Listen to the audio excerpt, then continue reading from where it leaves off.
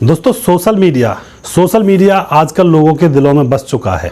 Social media के बहुत सारे फ़ायदे हैं तो सोशल मीडिया के बहुत सारे नुकसान भी हैं। नुकसान इस तरह से होते हैं कि सोशल मीडिया के ऊपर बहुत सारी चीज़ें होती हैं, बहुत सारा कंटेंट होता है, अच्छा भी और बुरा भी, और बहुत सारे लोगों से जुड़ना होता है। तो उस जुड़ने में अच्छे लोगों से भी जुड़ा जाता है और कई बार गलत लोगों से भी जुड़ जाते हैं। ऐसा ही आज का यहाँ पे किस्सा है। सोशल मीडिया के ज़रिए एक 38 साल की शादीशुदा महिला होती है जिसके 2 बच्चे हैं, पति है। सोशल मीडिया पर यानी कि फेसबुक पर वह फ्रेंड रिक्वेस्ट एक लड़के के पास भेजती है जिसकी उम्र 28 साल है, और उस युवक के साथ उसकी दोस्ती हो जाती है और दोस्ती इतनी गहरी हो जाती है कि वो दोनों एक दूसरे से मिलने के लिए तड़प उठते हैं। यानी कि जो लड़का था 10 साल छोटा था, फिर भी वह औरत उससे प्यार करती थी। दोनों एक दूसरे से मिलना चाहते हैं और उसके बाद क्या होता है दोस्तों, वह दोनों मिलते भी हैं और फिर दोनों एक दूसरे के साथ संबंध बना रहे थे और संबंध बनाने के बाद वहाँ पर हो जाती है एक हत्या। आखिर ऐसा क्या हुआ था जो यह घटना घटी?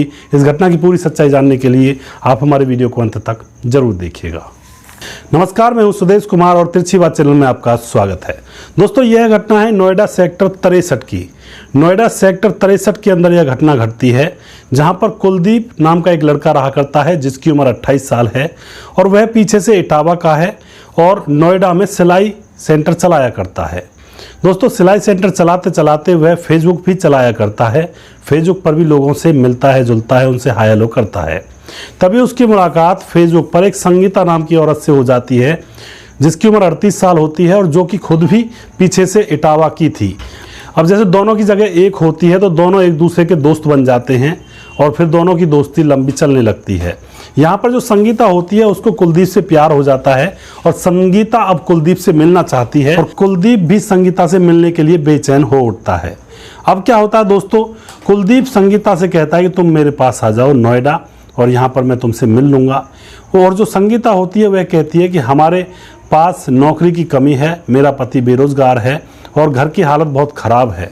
तो यहाँ पर कुलदीप कहता है कि तुम ऐसा करो, नोएडा आ ही जाओ, अपने पति को भी ले आओ, बच्चों को भी ले आओ, मैं तुम्हारे पति को नौकरी दिलवा दूंगा और तुम्हें भी नौकरी दिलवा दूंगा। दोस्तों, अब जो संगीता होती है अपने पति से कहती है कि चलो नोएडा चलते हैं, वहाँ पर हमें नौकरी मिल जाएगी। लेकिन जो उसका पति होता है वह बार बार उससे मना कर देता है कि नोएडा में क्या करेंगे, जब यहीं पर नौकरी नहीं मिल रही तो नोएडा में नौकरी कहाँ से मिल जाएगी। लेकिन अंततः संगीता अपने पति को मना ही लेती है और फिर वो अपने पति को लेकर पहुँच जाती है नोएडा, अपने बच्चों और पति को लेकर। वहाँ जाकर कुलदीप से मिलवाती है। कुलदीप उसके पति को हेल्पर की नौकरी में लगवा देता है और संगीता को अपने ही सिलाई सेंटर में अपने ही पास कपड़े सिलने पर लगा देता है। दोस्तों, अब समय अच्छे से गुजर रहा होता है। कुलदीप संगीता को होटलों में ले जाता, उसके साथ संबंध बनाता और मौज मस्ती दोनों किया करते थे। धीरे धीरे जब कुछ समय गुजरता है तो संगीता के पति को उनके रिश्ते के बारे में पता लग जाता है और वह संगीता से कहता है कि तुम ये कर क्या रही हो, क्या इसीलिए यहाँ पर आई थी? संगीता कह रही है कि हमारे पास भूखे मरने की नौबत आ चुकी थी और यह आज इन्हीं की मेहरबानी है जो हमारे पास आज खाने के लिए और पहनने के लिए कपड़े हैं और रहने सहने के लिए खर्चा पानी है। इन्होंने ही हमें नौकरी दिलवाई है। यह कहकर वो अपने पति को बंद कर देती है, लेकिन उसका पति चुप हो जाता है। और फिर क्या होता है दोस्तों, संगीता अभी भी लगातार कुलदीप से मिलती रहती है। अब क्या होता है, कुलदीप की सगाई हो जाती है और सगाई जिस लड़की से होती है वो बहुत ही खूबसूरत थी। उसकी उम्र 26 साल होती है। अब जो कुलदीप होता है वह सोचता है कि मुझे तो अब पत्नी मिल ही जाएगी और इस बुढ़ी संगीता के चक्कर में मैं क्यों पड़ूं। वह उसको छोड़ने का मन बना लेता है और अब संगीता से बात करने में वह राजी नहीं रहता है।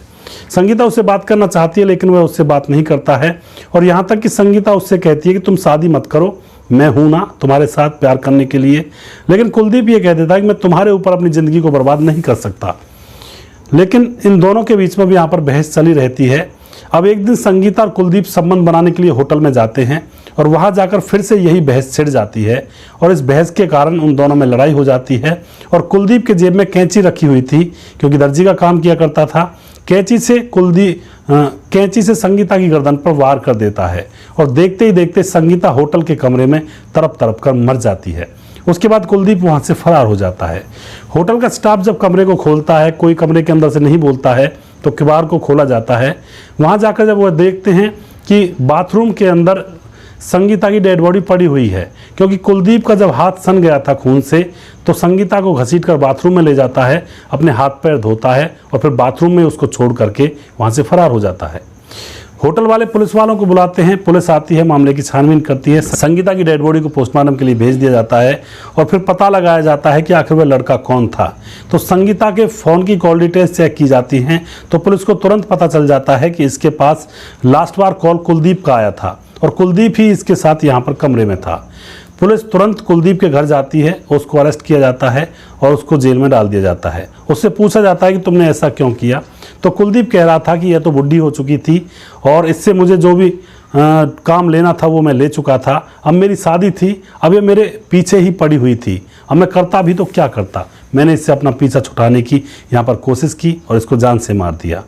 दोस्तों, कुलदीप अब जेल में है, उसके खिलाफ मामला दर्ज किया गया है और संगीता खुद जान से गई, क्योंकि बुरे कर्मों का बुरा ही नतीजा होता है। संगीता ने बुरा कर्म किया था, उसको उसका फल मिल गया। संगीता का पति अपने 2 बच्चों के साथ अकेला रह जाता है।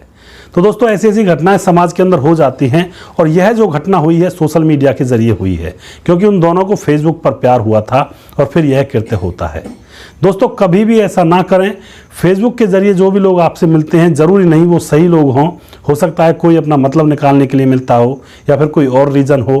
कभी भी ऐसा विश्वास किसी के ऊपर ना करें और कि इस तरह से अपने घर को बर्बाद ना करें। सावधान रहें, सतर्क रहें और अपने घर पर रहें, बच्चों के साथ रहें। दोस्तों, अगला प्रोग्राम मैं जल्दी फिर से लेकर आऊँगा किसी सच्ची घटना के ऊपर। तब तक आप खुश रहें, सावधान रहें, रिश्तों की अहमियत को समझें। जय हिंद, जय भारत।